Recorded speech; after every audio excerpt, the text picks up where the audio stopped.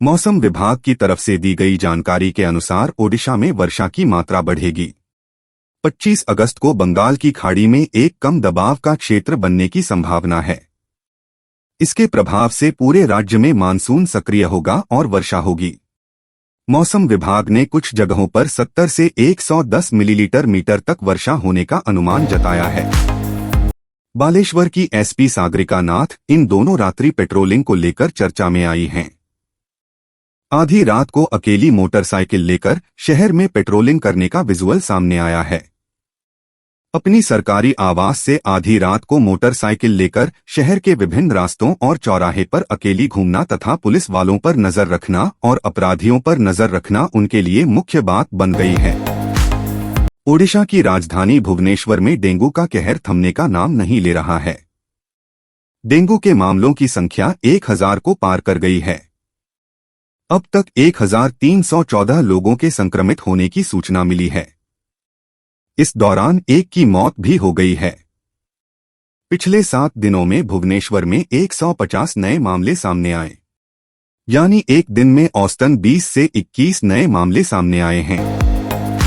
गोपालपुर के विधायक प्रदीप कुमार पाणिग्रही, उनके सहयोगी सर्वेश्वर राव और ओडिशा कैडर के भारतीय वन सेवा (IFS) के पूर्व अधिकारी अभय कांत पाठक के बेटे आकाश पाठक के खिलाफ भुवनेश्वर की एक विशेष अदालत ने नौकरी धोखाधड़ी के मामले में आरोप तय किए हैं।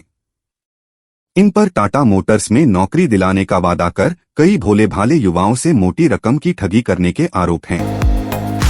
बालेश्वर रेलवे स्टेशन से ओडिशा STF की टीम ने 1 किलो 100 ग्राम ब्राउन शुगर की है। इसका अनुमानित मूल्य करीब 1 करोड़ 10 लाख रुपए बताया गया है। वहीं इस मामले से जुड़े 4 आरोपियों को भी पुलिस ने गिरफ्तार किया है। गिरफ्तार चारों आरोपियों की पहचान शेख फैयाज, शेख समसद, शेख मुराद और संदीप नायक के रूप में हुई है। ओडिशा के कटक में 7 साल की नाबालिग बच्ची के साथ दुष्कर्म करने के आरोप में कोर्ट ने आरोपित को 20 साल कैद की सजा सुनाई है और 50,000 रुपए का जुर्माना भरने को कहा है, और अगर जुर्माना सही समय पर नहीं भरा तो 6 महीने अधिक सजा का भुगतान करना होगा। बच्ची के साथ दुष्कर्म साल 2021 में हुआ था। काशी विश्वनाथ मंदिर अब काशी की पहचान बन गया है। साल 2021 में हुए इस मंदिर के कायाकल्प के बाद से ही इसकी तस्वीर बदल गई है। अब काशी विश्वनाथ मंदिर में श्रद्धालुओं का तांता लगा रहता है।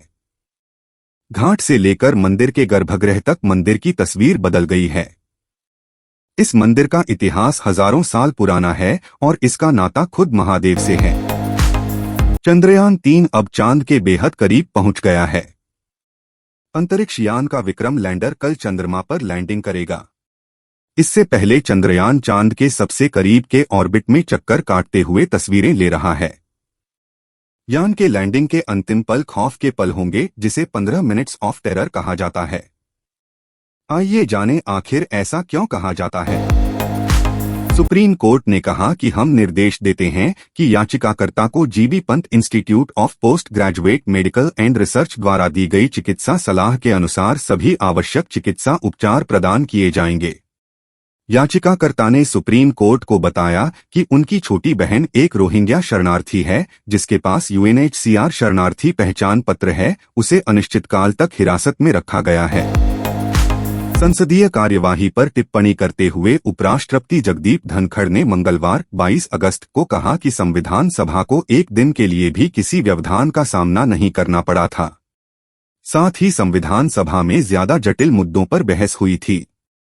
उन्होंने कहा कि भारत तेजी से उभर रहा है और इस दशक के अंत तक यह दुनिया की तीसरी सबसे बड़ी अर्थव्यवस्था बन जाएगा। तमिलनाडु के लिए कावेरी नदी से पानी छोड़े जाने का विरोध कर रहे और बेंगलुरु मैसूर राजमार्ग को अवरुद्ध करने का प्रयास कर रहे 50 से अधिक किसानों को मंगलवार को कर्नाटक पुलिस ने हिरासत में ले लिया। प्रदर्शनकारियों ने दावा किया कि राज्य सरकार किसानों के आंदोलन को कुचल रही है। प्रदर्शनकारियों का आरोप है कि कर्नाटक सरकार पहले ही तमिलनाडु के लिए 80,000 क्यूसेक पानी छोड़ चुकी है। सपा नेता आजम खान ने 2017 के हेट स्पीच सुप्रीम कोर्ट है। उनकी याचिका पर अब 23 अगस्त को सुनवाई होगी। मामला 2007 में पूर्व मुख्यमंत्री मायावती के खिलाफ अपमानजनक भाषण देने का है। इस मामले में कोर्ट ने आजम को आवाज का नमूना देने का आदेश दिया है, जिसको उन्होंने शीर्ष अदालत में चुनौती दी है। पाकिस्तान के खैबर पख्तूनख्वा प्रांत में 8 लोग एक केबल कार में फंस गए हैं। इस केबल कार में 6 छात्रों सहित 8 लोग फंसे हुए हैं। बच्चे स्कूल जाने के लिए घाटी को पार करने के लिए केबल कार का उपयोग कर रहे थे, तभी खैबर पख्तूनख्वा प्रांत के एक दूरदराज के पहाड़ी हिस्से में 1200 फीट लगभग 365 मीटर की ऊंचाई पर केबल कार अटक गई। पाकिस्तान के राष्ट्रपति आरिफ अलवी ने 2 प्रमुख विधेयकों पर हस्ताक्षर करने को लेकर पैदा हुए विवाद के बाद अपने सचिव को बर्खास्त करने का फैसला उनका नाम हटाने के लिए किया था, क्योंकि बर्खास्त अधिकारी ने खुद को निर्दोष बताया और जांच की मांग की।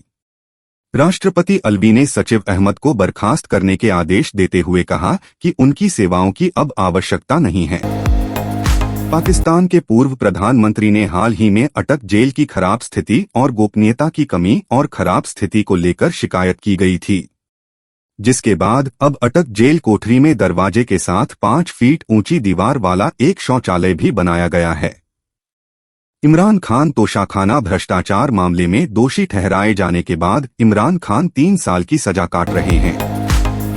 थाईलैंड की सुप्रीम कोर्ट ने देश के पूर्व प्रधानमंत्री थाकसिन शिनावात्रा को 8 साल की जेल की सजा सुनाई है। थाकसिन विदेश में वर्षों के आत्मनिर्वासन के बाद मंगलवार 22 अगस्त को स्वदेश लौटे थे। थाकसिन अपने परिवार के साथ एक निजी जेट से पहुंचने के बाद मंगलवार सुबह अपने समर्थकों का अभिवादन करने के लिए बैंकॉक के अंतर्राष्ट्रीय हवाई अड्डे पर थोड़ी देर के लिए सामने आए थे। एक रिपोर्ट में दुनिया में यूजर्स द्वारा सबसे अधिक इस्तेमाल किए जाने वाले 20 ऐप्स की लिस्ट दी गई है। ये ऐप्स सोशल मीडिया, मैसेजिंग और शॉपिंग सहित कई श्रेणियों को कवर करते हैं। लगातार तीसरे साल टिकटॉक दुनिया का सबसे लोकप्रिय ऐप है और यह भारत में बैन होने के बावजूद है दुनिया के सबसे बड़े स्मार्टफोन बाजारों में से एक है। एल्विश यादव ने बिग बॉस 2 की सिर्फ ट्रॉफी नहीं जीती है, बल्कि लाखों लोगों का दिल भी जीता है। शो का विनर बनने के बाद उन्हें लेकर कई तरह की बातें सामने आईं। एल्विश के राजनीति में शामिल होने की खबरें तेज हैं। इस बीच यूट्यूबर ने एक चमचमाती कार खरीदी है, जिसका लुक काफी दमदार है। कांग्रेस का कहना है कि राहुल गांधी का लद्दाख दौरा कई मायनों में भारत जोड़ो यात्रा की ही अगली कड़ी है। इस साल की शुरुआत में 24 जनवरी को राहुल ने जम्मू के झज्जर कोटली में भारत जोड़ो यात्रा के दौरान लद्दाख के एक प्रतिनिधिमंडल से मुलाकात की थी। इस सप्ताह उनकी लद्दाख यात्रा उस प्रतिनिधिमंडल के प्रति की गई प्रतिबद्धता को पूरा करने के लिए थी। दिल्ली मुख्यमंत्री केजरीवाल ने शिक्षा, चिकित्सा और अन्य क्षेत्र में परिवर्तन लाने की लोकलुभावन बातें कहीं।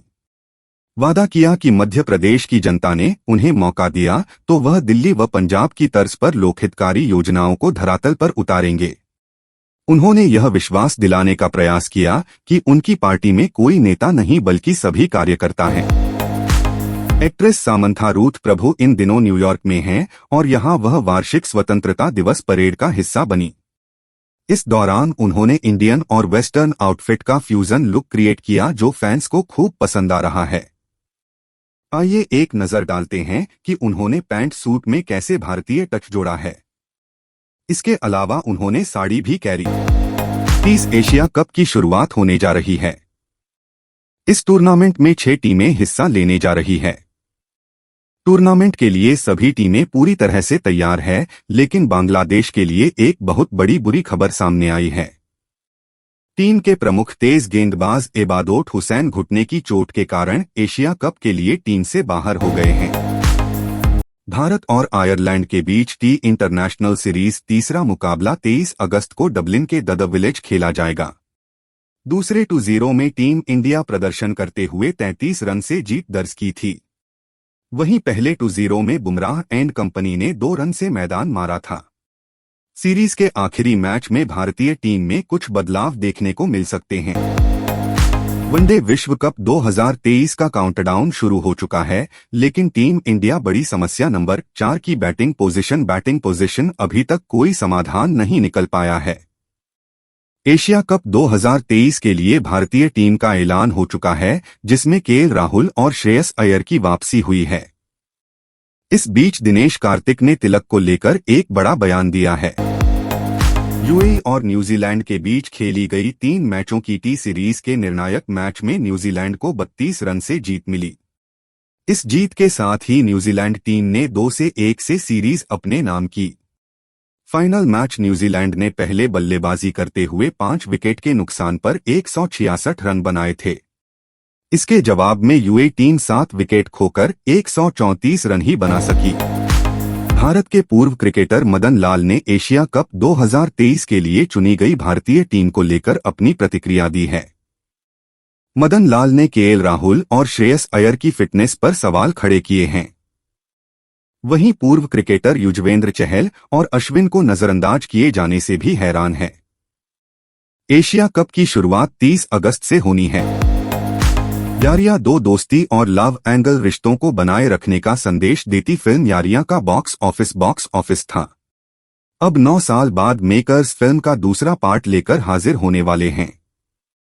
फिल्म का टीजर रिलीज किया जा चुका है।